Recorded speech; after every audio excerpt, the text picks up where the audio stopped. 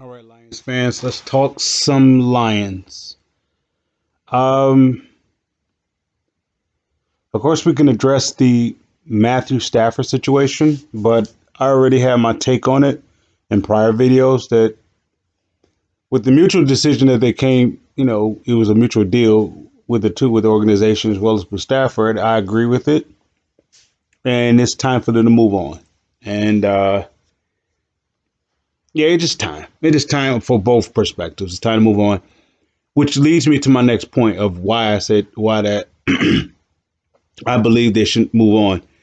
If I'm looking at the trend that the Lions in with the hiring, the recent hiring of the general manager, head coach, and the defensive coordinator, as well as the potentially offensive coordinator that they're bringing in, there's one trend.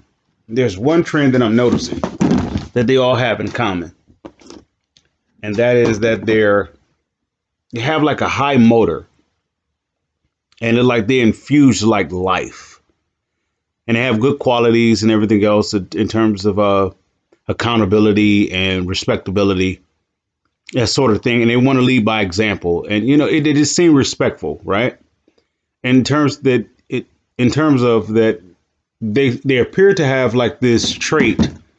They are good. They have good leadership. That's from Brad Holmes to Dan Campbell to the possible coordinator, offensive coordinator, and Lynn. I can't think. I'm drawing a blank of his name. But anyway, I wanted to make my take on that. That anybody who doesn't have fire on this team, I mean fire. Like if you play this, so like if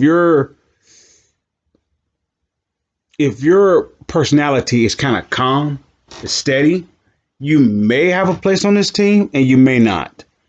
But if your play is up tempo, like just really want to go after it, I believe that that's what they're going to bring in, and I believe that's credit to Chris Spielman because I believe that's what he has always wanted the Detroit Lions to be when he would do, commentations and everything else. But I believe with his impact of the hiring of I don't know if he had a placement or the say with the general manager or the head coach, but it seemed to be up his alley. So with that being said, their hires of their defensive lines and their position coaches, I expect them to have this. I expect them to continue that trend, which is all the reason why that they're pumping new life into this team, not just from the head coach, the coordinators, and they're gonna pump new life into this organization, and it's a great deal. Let's say, like, for example, what if the Lions went after Deshaun Watson? Now, I'm not a splashy type of guy. I'm not for that. And okay, I'm gonna I'm gonna close out one thing, and by open up another. I'm gonna close out the Stafford deal with the Deshaun Watson deal. Now you can go into this draft and get your quarterback, which I disagree with, or you can go with Deshaun Watson. That's going to cost you a little bit money. It's going to cost you a little bit extra to get this guy. There's nobody in this draft that unless I'm drafting top two, top three, that I'm really high on. Right? I believe you can have good contributors to the team. Maybe even complementary players. But I don't see that guy. So it's particularly in quarterback. So particularly at when you draft him at 7. So I'm looking if I can trade Stafford and I can get a first out of it, right? First and whatever else extra, whatever, so be it. The extra, if I can, it would go towards my defense. Or I can make that trade for players per se. I am looking to get guys that's going to be in the mirror of my general manager, head coach slash coordinators, which is to be fiery, accountable, respectable, IQ. Seem like they know how to lead, right? So I'm looking to bring in players that can actually win. Does Deshaun Watson have any success of winning?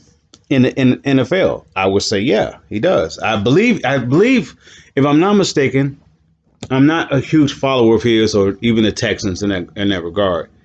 But I would quickly look this up.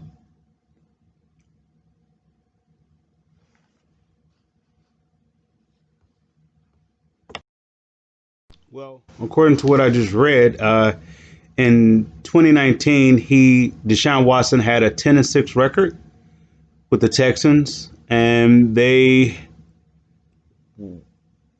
10-6 record and an AFC South title. So he does have some success, right? So my question is, I want to bring in guys who are winners, but respectable winners, not just a guy who was on a team that won.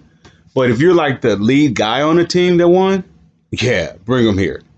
Why? Because his team is in desperate need of leadership on the offense and defense side of the ball, particularly with the offense. Now, I'm not gonna rag on Stafford. Stafford did his job here, and unfortunately for him and the fan base, they couldn't build a team around him for 13 years. They could not build a team around him on both sides of the ball. The closest they came was 11-5, and they wouldn't finish that deal. So you gotta let it go. That was the closest they got, 11-5. Okay. So with Deshaun Watson, has he won? Yes, he has won. He was I believe that the head guy as the quarterback, and they won a division and they went to the playoffs, right? So, all right, I could bring him in. If it depends on what the price is. If you're talking about like this, I don't know. I don't know about that. But in terms of defense side of the ball, my last video about the 4 offseason moves that I will make for the Lions, I would do that. Let's say, for example, if they make a deal, let's say pending 2 deals. The Stafford, if that can give me back something back in return, maybe a first and some extra picks, so be it. I take it.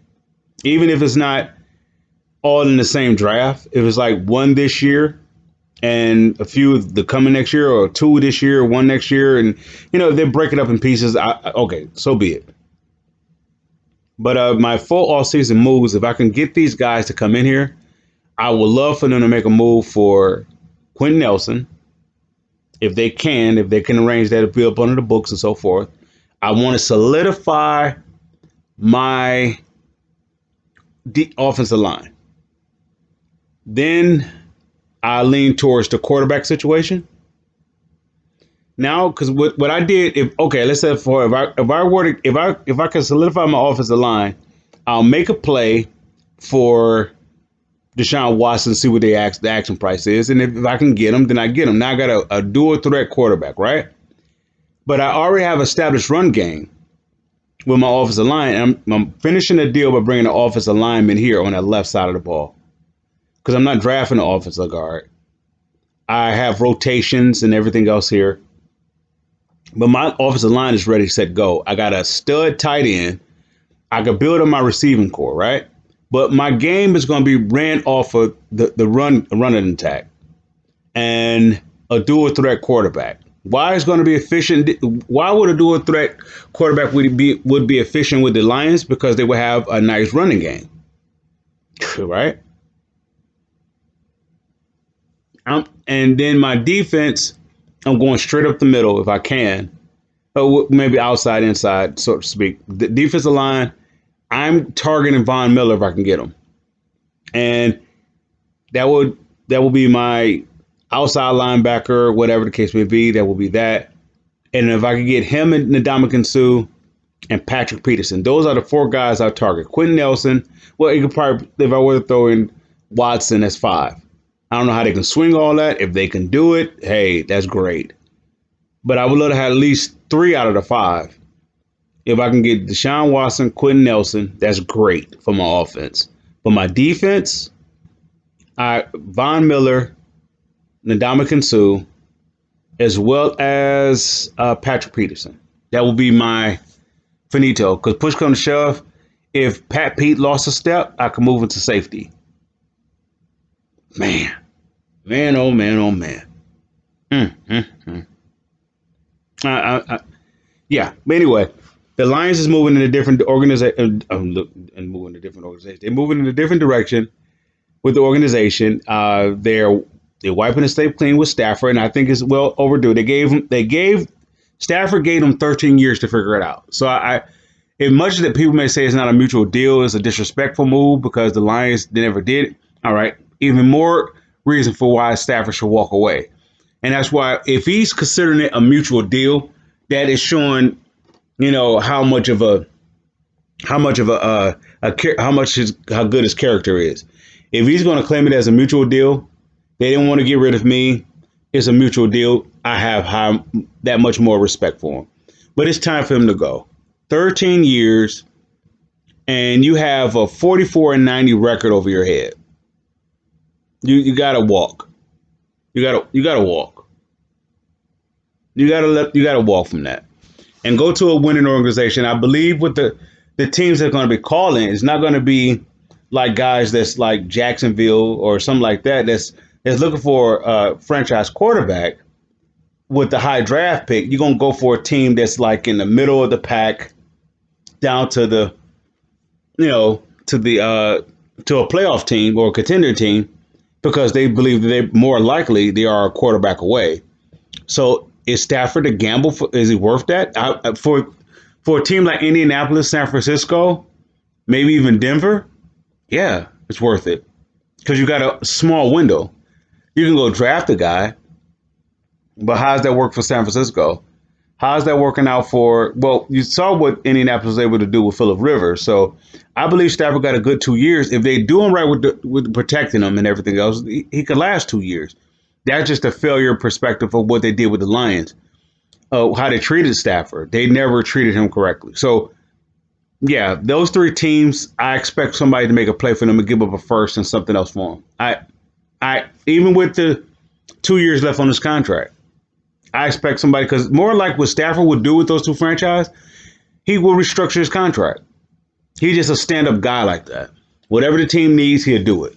I don't know if he'd just do that with the Fords, but I'm sure any team we go to, they will ask him, would you really be willing to negotiate your contract, restructure your contract, and I believe they will, so they can have a little more flexibility, so it can get more pieces to help them out, possibly whatever. And I believe they're ready to go. So they're gonna get the Lions gonna get a little bit of a haul back from return. I don't see nothing as little as a second. I look at the first round. There's going to be a team that's going to grab it. And with the Lions, they can with that seventh and another with that two firsts. I don't know what you do because I'm not going in the draft. I'm looking for complimentary pieces, so I'm looking to trade back if I possibly can with one of those picks, and maybe I could trade a first this year, maybe a first next year, and so forth, and go after a guy like Deshaun Watson. If not, push comes to shove, I will ride with David Blau for 1 year and give me a quarterback next year. So I'm trading my first round picks if I can. The seventh, I'm talking to Indianapolis. Well, it depends where they at. Like if they get Stafford, then there's no reason for them to give up. There's no reason for them to give up Quentin Nelson unless they just can't afford the two, and they may go a cheaper route. But if I'm looking at the Lions to go after Quentin Nelson if they could, if they don't get like a quarterback. Now I understand a lot of teams are going to be making a play for. They're going to see. They're going to be inquiring about Deshaun Watson and any other quarterback, right? But they can see that Matthew Stafford is pretty much the icing on the cake for any contending team. And I really thought that he was actually going to do it with the Patricia thing, and I believe that he would have if they would have took the ball out of his hand and let them run the ball, which they were establishing. I don't know. I'll leave that alone. Okay.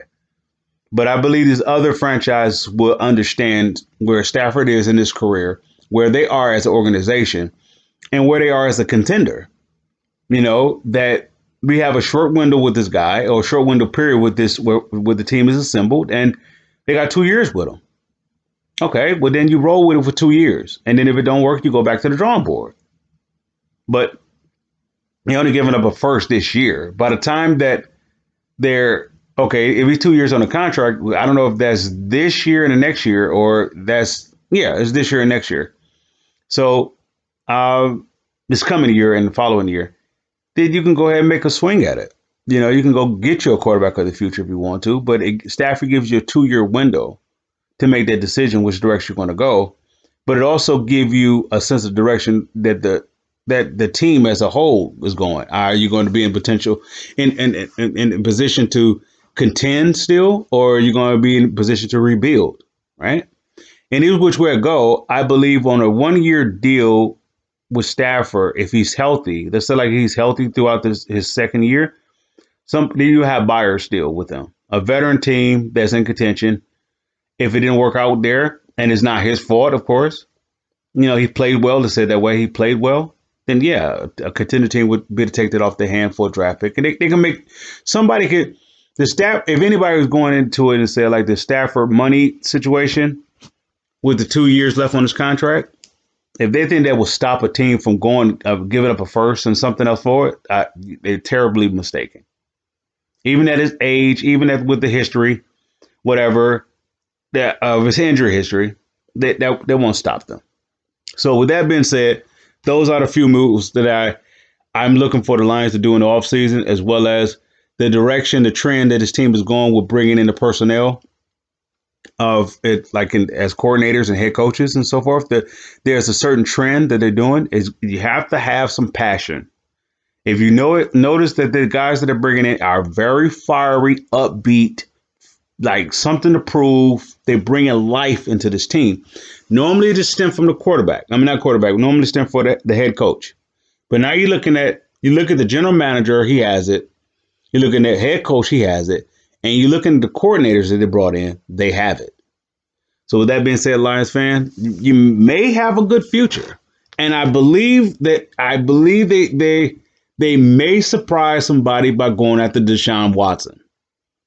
I have something about that is it's getting a little bit more intriguing to me, because if they could solidify the offensive line, they already have a good running back and a tight end with a dual threat and a quarterback. That's very scary. Even if you're going up against a Khalil Mack or Aaron Rodgers, that's scary. That's something to mess with. And that's one thing that no team has ever faced with the Lions organization is a fiery team. They got a fiery guy in Jim Schwartz, and he was the closest one with success. But if you look at the coordinators, they followed him really wasn't that fiery. It wasn't. So he actually bringing in guys. The general manager or the organization is bringing in guys that actually they basically have the same direction or spirit, whatever, and they could bounce off each other. So that I believe that energy is going to be very infectious. And if any player on this team that don't want to be here, not so I won't say don't want to be here. They don't actually contain an element. They're going to be gone. And okay, somebody made a point about Jared Davis coming back. I could see him coming back with this type of team. Even if they went with a 3-4 or 4-3, either way, I could see him coming back based upon the fire that he has. That's the difference between him and this new head coach, as well as Patricia. Patricia was laid back, which is fine. But you're going to have to get everybody on your squad. Everybody going to have to be in line with that. And it was a mixture still of two. So with that being said, this team is actually looking pretty decent. This is my best time of the year where I'm intrigued to see what they're going to do. They can actually do something that they could have been doing years and years ago, which is actually be competent. With that being said, Lions fans, I salute.